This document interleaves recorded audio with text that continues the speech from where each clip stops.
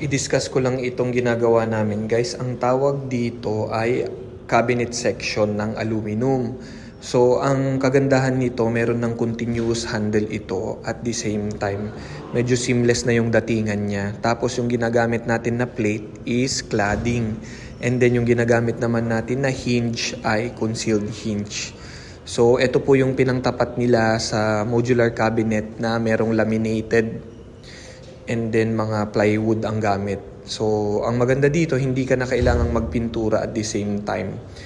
Hindi rin ito nakakalawang at hindi po siya nababasa at hindi rin po yan nabubulok dahil hindi naman kahoy yan. Aluminum po siya. So, yun ang advantage ng aluminum cabinet.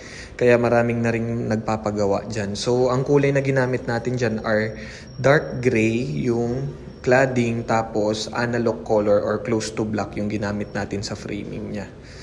All aluminum and fabricated po lahat yan.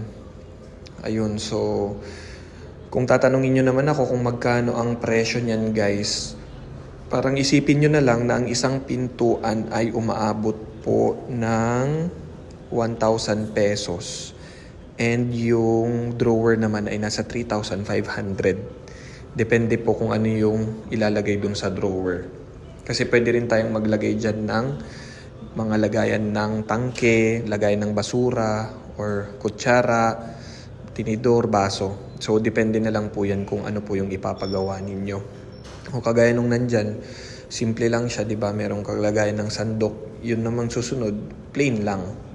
So, dyan po siya nagva-vary. PM nyo na lang po ako kung meron po kayong tanong. Maraming salamat po.